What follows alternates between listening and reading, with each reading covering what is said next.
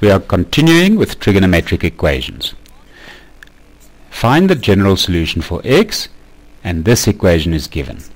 If you look at this, you will see that cos x times cos 42 plus sin x times sin 42 makes you think of something that we have already done.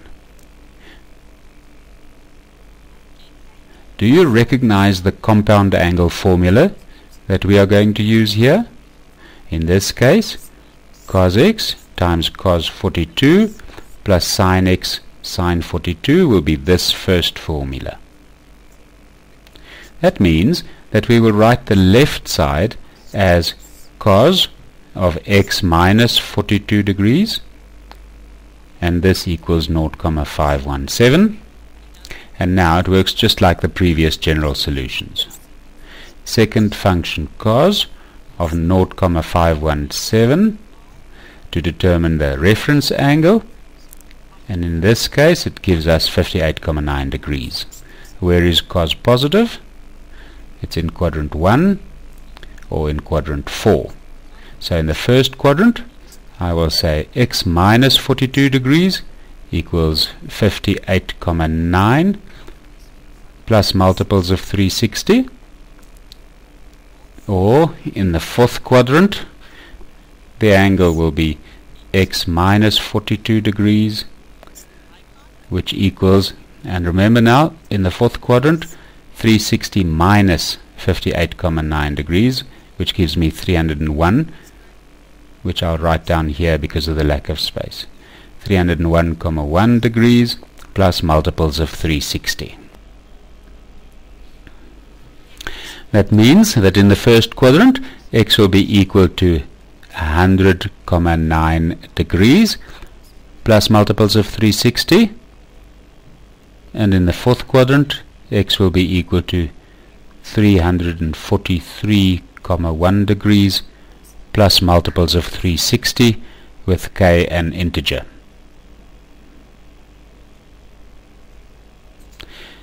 If we now look at the alternative method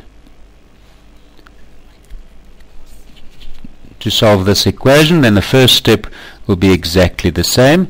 Cos of x minus 42 degrees equals 0,517, and that means that x minus 42 degrees will be equal to second function cos of 0,517, which again gives me 58,9 degrees. But because I am now working in the first or in the fourth quadrant, I'm going to add a plus or a minus. Remember, minus 58,9 lies in the fourth quadrant, just like this angle. 301,1 lies in the fourth quadrant, plus multiples of 360.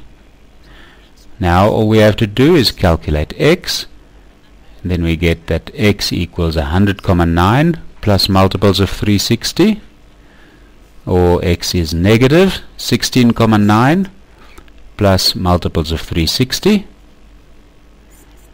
with k an integer.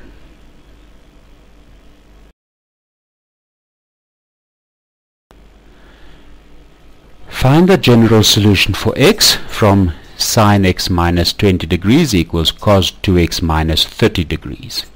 We must be very careful here not to divide right and left by, for example, cos of 2x minus 30 degrees, because then the angles will not be the same on the left side, and that means that we will not be able to write it as tan of one or other angle, because the two angles will not be the same. However, there is another relationship between sine and cos that we can use in this case, and that is the cofunction. The left hand side, sine of x minus 20, can be kept the same, and then on the right hand side we will change the cos ratio to its cofunction, sine, and when that happens we have to add 90 degrees minus the angle.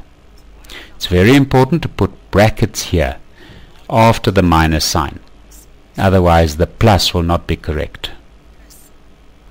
The next step is then sine of x minus 20 degrees equals sine of 90 degrees plus 30 degrees is 120 degrees minus the 2x. Now it is an equation that I have to solve as in the previous cases. We identify the x minus 20 degrees as the angle that we want to solve, and the 120 minus 2x as the reference angle.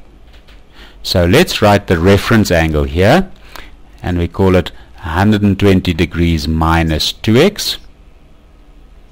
Now we ask ourselves, where is sine positive? Because both these sides are positive. Sine is positive in quadrant 1 or in quadrant 2. In the first quadrant, the angle that I have to solve, x minus 20 degrees, will therefore be equal to the reference angle, 120 minus 2x, plus multiples of 360 degrees. Or in the second quadrant, the angle that I have to solve, x minus 20 degrees, will be equal to 180 minus the reference angle. 120 minus 2x plus multiples of 360. Ensure you work accurately, because now we want to solve for x. Over on the left hand side, the minus 2x becomes plus 2x and becomes 3x when added to the other x, which is 140 degrees plus multiples of 360. Divide everything with 3, so x equals 46,7 degrees plus multiples of 120.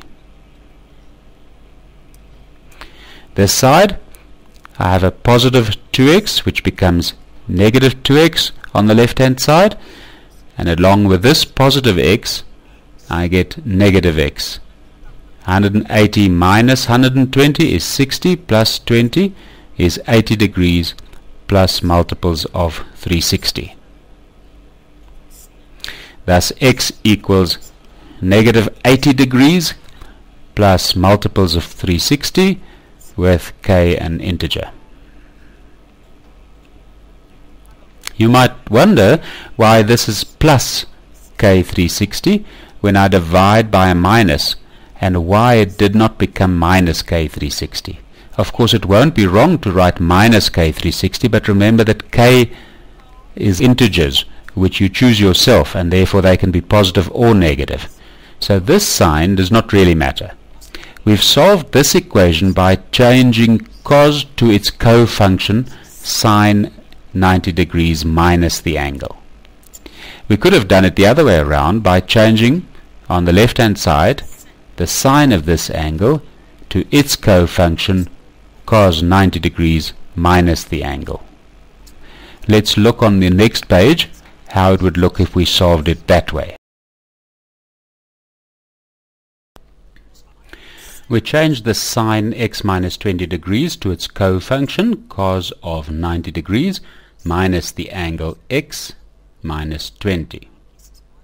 Remember the brackets, it's very important. It's then equal to cos of 2x minus 30 degrees. And that gives us cos of 90 degrees plus 20, which gives us 110 degrees minus x equals cos of 2x minus 30 degrees. This angle, 110 minus x, is thus the angle we must solve, and 2x minus 30 degrees is seen as the reference angle. Where is x positive? Because we have positive on both sides, cos is positive in quadrant 1 or in quadrant 4. In quadrant 1 we say 110 minus x equals the reference angle plus multiples of 360. Or in the fourth quadrant we have the angle 110 minus x, which equals 360 minus the reference angle, 2x minus 30 degrees plus multiples of 360. In the next step we get the negative 3x equals minus 140 degrees plus multiples of 360. And if I divide right through by negative 3, I get that x equals 46,7 degrees plus multiples of 120, which is the exact answer that we got on the previous page. In this case, we will find that x equals 280 degrees plus multiples of 360 with k an element of the integer set. if you look at this answer and you think of the answer we got on the previous page in the fourth quadrant, then x equals negative 80 plus k360, you might think that these two answers are not the same. But look again, they are exactly the same. If we begin with a positive angle, 280 degrees, and we subtract 360 degrees once, we will get to negative 80 degrees. Or if we begin with a negative 80 degrees and we add 360 degrees once, then we get to 280 degrees. Therefore, these two answers are exactly the same. Let's also look at an alternative method to solve this equation. Of course, we keep the first step exactly the same, where we change the left side's sign to the cofunction cos. So that means that this step is going to be the same in both alternatives. Cos of 110 minus x equals cos of 2x minus 30 degrees.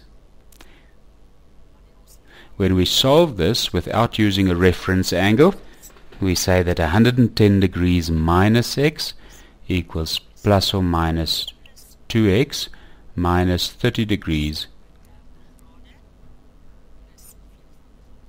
plus multiples of 360.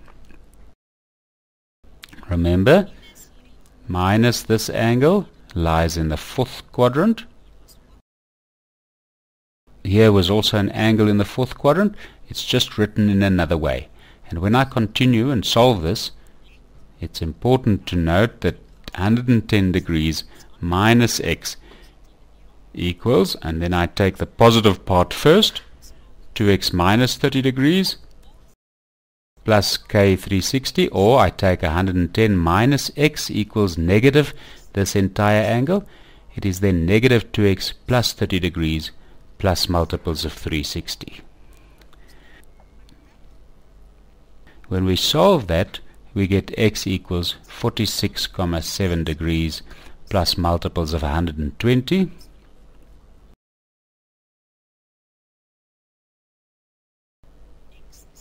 or x is negative 80 degrees plus multiples of 360 with k an element of the integers. The question asked for the general solution, and that is why we didn't give a specific solution in this case.